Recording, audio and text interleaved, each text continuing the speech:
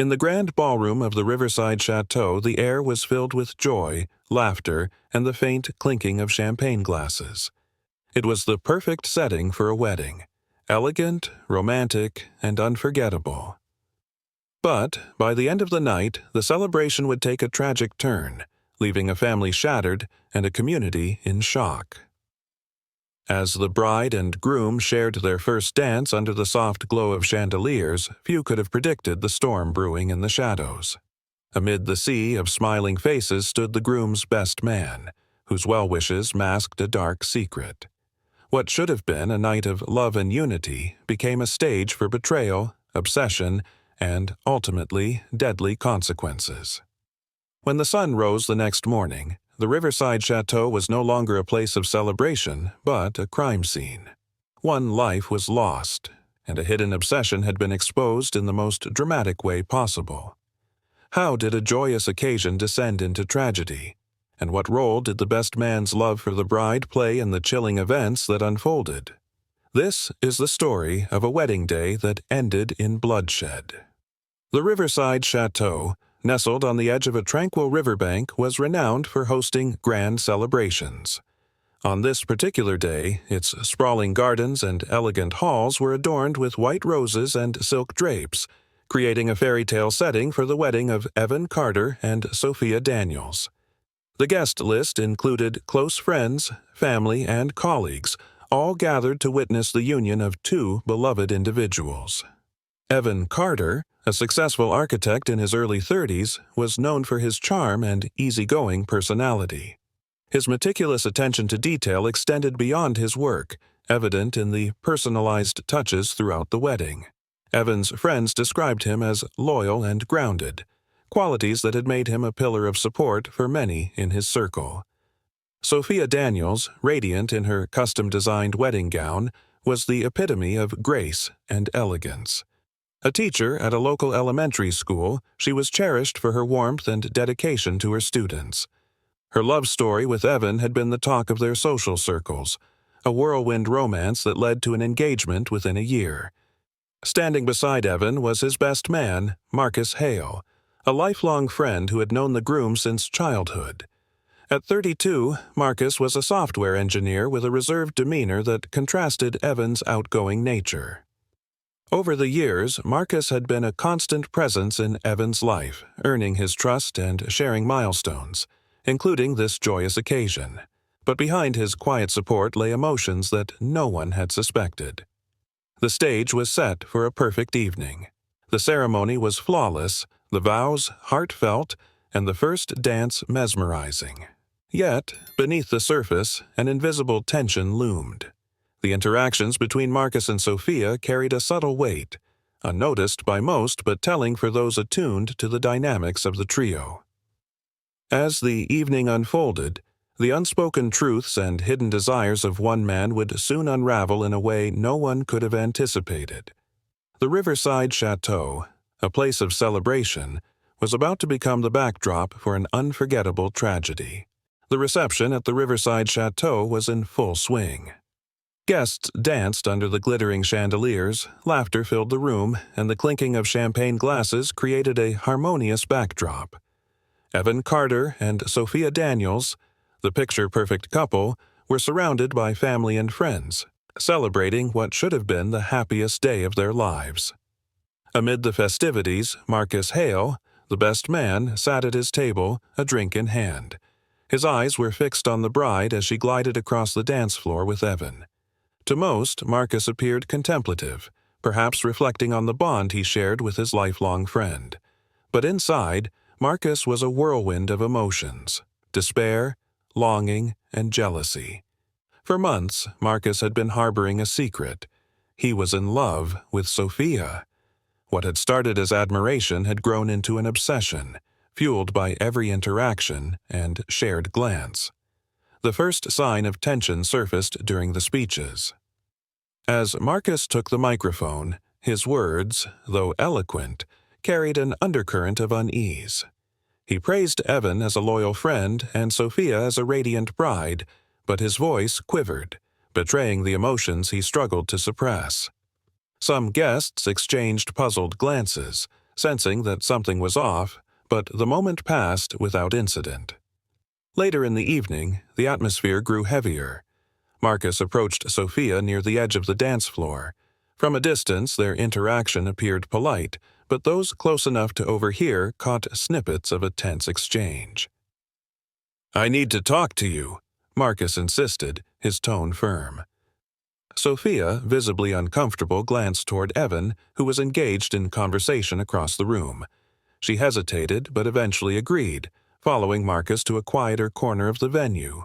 Witnesses later described their conversation as heated. Marcus, his emotions unchecked, confessed his feelings for Sophia. He pleaded with her to reconsider her marriage, claiming that Evan wasn't the right man for her. Sophia, shocked and angry, rejected him outright, making it clear that her heart belonged to Evan. The confrontation escalated, with Marcus raising his voice, drawing the attention of nearby guests. Evan, alerted by the commotion, rushed over to intervene.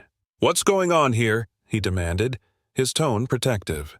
Sophia stepped back, visibly shaken, as Marcus turned to face Evan. What followed was a tense exchange of words. Marcus accused Evan of taking Sophia for granted, his voice trembling with frustration and anguish. Evan, trying to defuse the situation, urged Marcus to calm down and leave the venue. But Marcus refused to back down. His obsession had reached its breaking point, and the sight of Evan and Sophia together only fueled his rage. In a moment of desperation, Marcus lunged at Evan, shoving him backward. The force of the altercation caused Evan to stumble into a nearby table, knocking over glasses and plates. Guests gasped, their celebratory mood replaced by shock and confusion. Security staff quickly intervened, separating the two men and escorting Marcus outside. The incident seemed contained, and the reception resumed, though the tension lingered.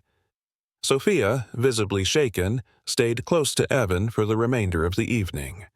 Marcus, however, didn't leave the premises. Instead, he lingered in the parking lot, pacing and muttering to himself, his emotions spiraling out of control. As the reception wound down and guests began to leave, Evan and Sophia stayed behind to thank the venue staff. It was during this quiet moment, with most of the guests gone, that tragedy struck. Marcus re-entered the building through a side door, unnoticed by anyone still present. Armed with a knife he had retrieved from his car, he confronted the couple in the now empty ballroom. What happened next unfolded in a matter of seconds. Marcus, overcome with rage and heartbreak, lunged at Evan. A struggle ensued, with Evan trying to protect himself and Sophia screaming for help. The altercation ended when Marcus stabbed Evan in the chest, leaving him collapsed on the floor as Sophia cried out in horror. By the time police arrived, Marcus had fled the scene. Evan was rushed to the hospital, but his injuries were too severe. He was pronounced dead shortly after arrival. Sophia, devastated and in shock, provided a tearful account of the attack to investigators. The Riverside Chateau, once filled with love and laughter, was now a crime scene marked by blood and broken dreams.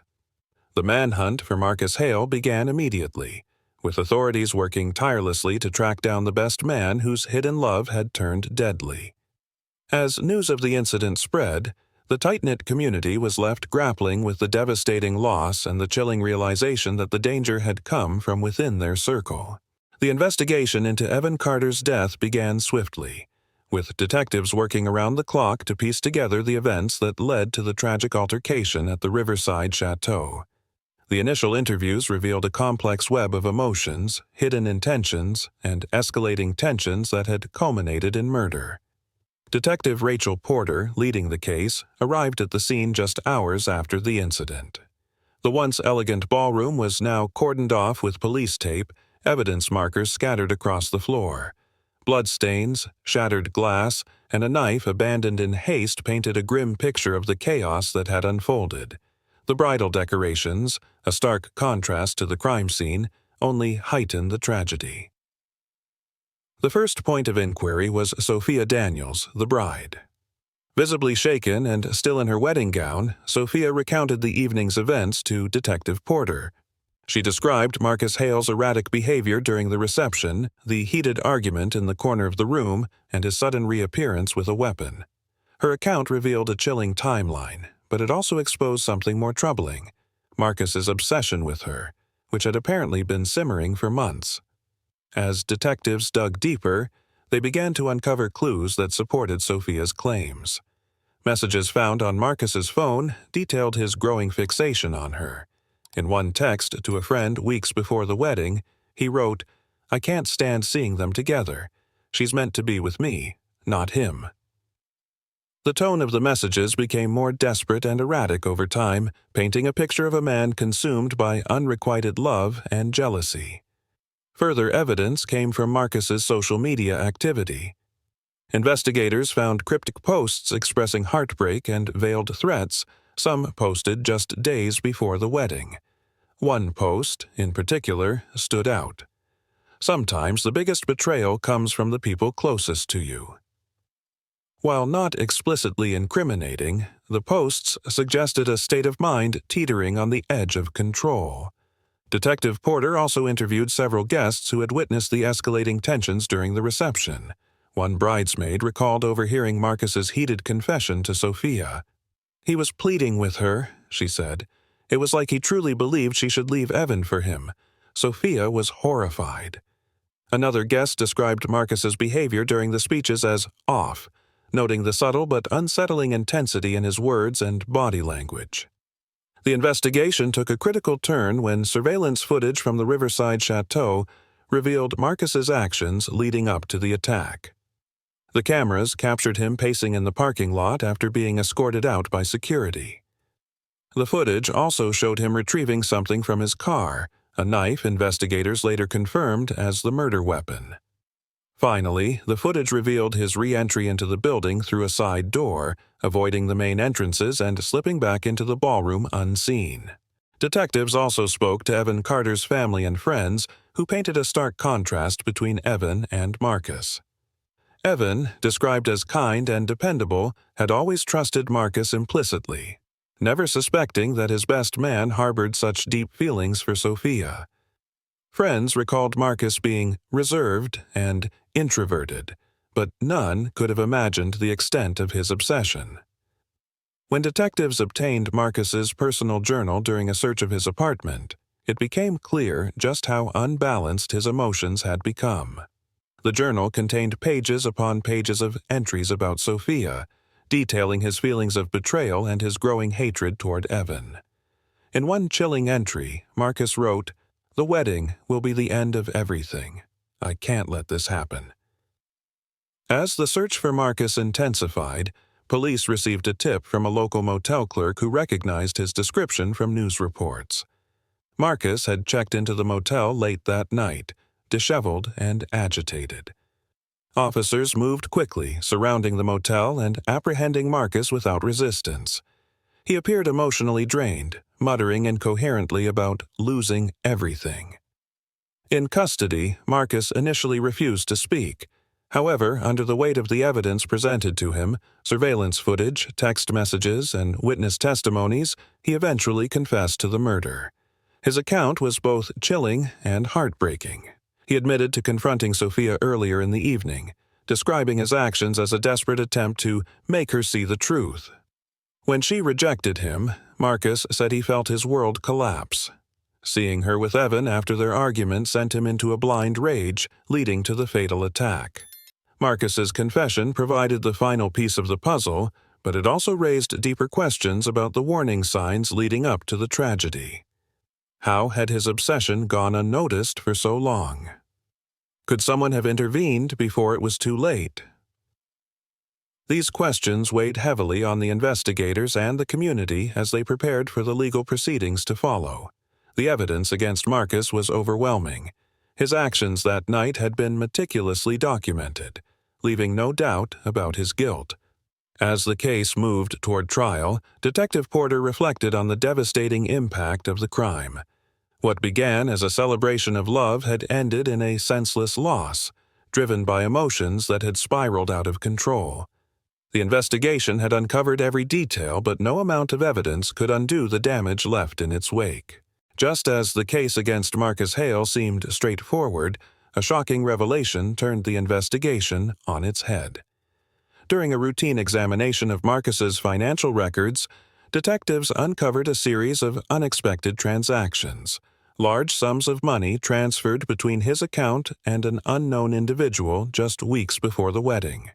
This discovery hinted at a hidden layer to the story, one that suggested Marcus might not have acted entirely alone. The records led investigators to a local man named Tyler Grayson, a private investigator who admitted to being hired by Marcus. According to Tyler, Marcus had paid him to follow Evan Carter and dig up dirt in the months leading up to the wedding. Marcus, it seemed, was searching for any reason to derail the marriage. Tyler claimed he had provided Marcus with detailed reports, but nothing incriminating or scandalous about Evan had surfaced. However, one particular detail from Tyler's report raised eyebrows. Evan had a brief, secret meeting with a woman at a coffee shop just a few weeks before the wedding. This woman was not Sophia. When investigators identified her, they learned she was Vanessa Green, an ex-girlfriend of Evan's who had broken up with him years earlier. Vanessa admitted to meeting Evan, but insisted the encounter was innocent. She claimed Evan wanted to ensure there were no lingering misunderstandings before starting his married life. This revelation shifted the narrative. Investigators now had to consider whether Marcus's actions were purely fueled by unrequited love or if his desperation had been manipulated by outside forces.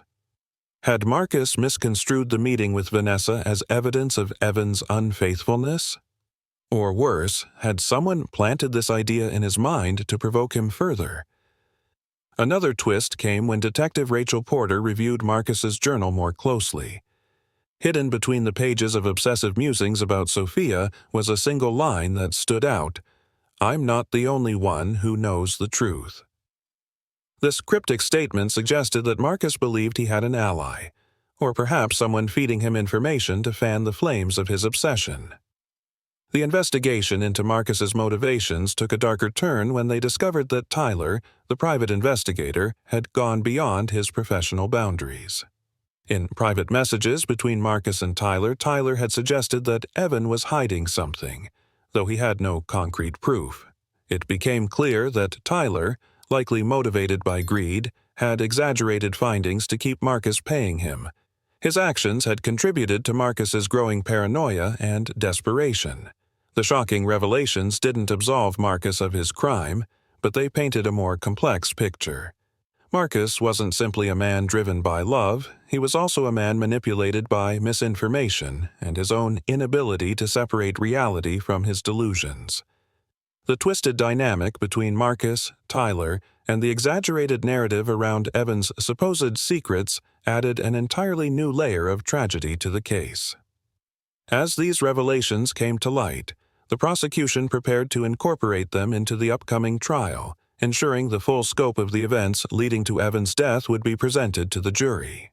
What had begun as a case of obsession and betrayal now included elements of manipulation and deceit, leaving everyone wondering how many lives had been irreparably damaged by this web of lies. Marcus Hale stood trial for the murder of Evan Carter, his former best friend and groom, whose life was cut short on what should have been the happiest day of his life. The trial attracted significant media attention, fueled by the scandalous details of Marcus's hidden obsession with Sophia Daniels and the shocking revelations that had come to light during the investigation. The prosecution presented a strong case, laying out the events of the fateful evening in painstaking detail. The prosecutor began by describing Marcus's erratic behavior during the wedding reception, highlighting his heated confrontation with Sophia and his eventual removal from the venue. The surveillance footage from the Riverside Chateau became a focal point, showing Marcus pacing in the parking lot, retrieving the knife from his car, and sneaking back into the ballroom. Combined with witness testimonies from guests who had seen Marcus visibly upset and heard snippets of his emotional outburst, the evidence painted a picture of a man consumed by jealousy and rage. The prosecution leaned heavily on Marcus's journal, text messages, and social media posts, which demonstrated his growing fixation on Sophia and his deep-seated resentment toward Evan. The chilling line in his journal, "The wedding will be the end of everything," became a key piece of evidence, underscoring Marcus's premeditation. The prosecution argued that Marcus's actions were not the result of a sudden loss of control, but the culmination of weeks, if not months, of planning and obsession. In a bold move, the prosecutor also called Sophia Daniels to the stand. Her testimony was emotional yet composed as she recounted her interactions with Marcus. She described how he had always seemed supportive of her relationship with Evan until the weeks leading up to the wedding, when his behavior became increasingly erratic. She detailed the moment he confessed his feelings to her at the reception, his plea for her to leave Evan, and the anger that erupted when she rejected him. Her account of the final confrontation in the ballroom, where Marcus attacked Evan, left the courtroom in stunned silence. The defense, however, sought to portray Marcus as a man who had been driven to the breaking point by a combination of unrequited love and manipulation. His attorney argued that Marcus's actions were not premeditated, but the result of an emotional breakdown fueled by misinformation. The defense pointed to the role of Tyler Grayson, the private investigator, whose exaggerated reports had fed Marcus's paranoia. They argued that Marcus's perception of Evan as a deceptive, unworthy partner for Sophia had been distorted by Tyler's suggestions. To support their case, the defense called on a forensic psychologist who testified about Marcus's fragile mental state. The psychologist explained that Marcus had been grappling with obsessive-compulsive tendencies and untreated depression, which made him vulnerable to obsessive thoughts and irrational actions. They argued that Marcus's obsession with Sophia was a misguided attempt to find stability in his life, and when that fantasy was shattered, he acted out in desperation rather than intent. The courtroom reached a tense moment when Tyler Grayson was called to testify. Under cross-examination, he admitted to exaggerating details in his reports to keep Marcus as a paying client. He confessed to suggesting that Evan's meeting with his ex-girlfriend, Vanessa Green, was suspicious, even though he had no evidence to support the claim. This revelation shifted some of the blame away from Marcus, suggesting that his actions were influenced by a web of deceit spun by Tyler's greed and manipulation. As the trial progressed, the jury grappled with two narratives. The prosecution argued that Marcus had ample time to walk away from the situation, but instead chose to escalate it, making him fully responsible for Evan's death. The defense countered that Marcus's actions, while inexcusable, were the result of emotional manipulation and psychological instability rather than cold-blooded intent. After several days of deliberation, the jury reached a verdict. Marcus Hale was found guilty of second-degree murder, acknowledging that while his actions were deliberate, they lacked the level of premeditation required for first-degree murder. He was sentenced to 25 years in prison, with the possibility of parole after 20 years. The judge, in delivering the sentence, noted the tragic nature of the case and the irreparable harm Marcus's actions had caused to everyone involved. In a separate civil trial, Tyler Grayson faced charges for his role in contributing to the events leading up to the murder. He was found guilty of professional misconduct and ordered to pay restitution to Evan's family. His reputation as a private investigator was permanently tarnished, serving as a reminder of the far-reaching consequences of his actions. The conclusion of the trial brought a sense of closure, but not comfort. For Sophia Daniels, the loss of Evan and the betrayal of Marcus were wounds that would take years to heal. She chose not to attend the sentencing, preferring to focus on rebuilding her life away from the spotlight. For the community of Riverside Chateau, the trial was a somber reminder of how quickly hidden emotions and unchecked obsessions could turn a joyous celebration into a tragedy. The courtroom's final words echoed in the minds of everyone present. Love, when twisted by jealousy and manipulation, can become the most destructive force of all. The verdict brought closure to a case that had left a community in shock. Marcus Hale was sentenced to 25 years in prison for the second-degree murder of Evan Carter. The judge acknowledged the complexity of the situation but emphasized that Marcus's actions had irrevocably shattered multiple lives. The courtroom's atmosphere was somber as the reality of the tragedy settled in. For Sophia Daniels, the path ahead was uncertain. The loss of her husband on their wedding day was an unimaginable burden. She chose to step away from the public eye, focusing on healing and rebuilding her life privately. The Riverside Chateau, once a place of joy for her, had become a symbol of profound loss. The community grappled with the aftermath, questioning how such a devastating event could have unfolded unnoticed. Friends and family revisited memories, searching for signs they might have missed. The revelation of Marcus's hidden obsession served as a stark reminder of the potential darkness that can lurk beneath familiar surfaces. Security measures at event venues were reevaluated, and discussions about mental health awareness gained momentum. The case highlighted the importance of addressing unspoken issues before they escalate into tragedy. As we reflect on this heartbreaking story, we're reminded of the fragile lines between love, obsession, and jealousy. The tale of a best man's hidden love leading to deadly consequences leaves us with lingering questions. Could this have been prevented?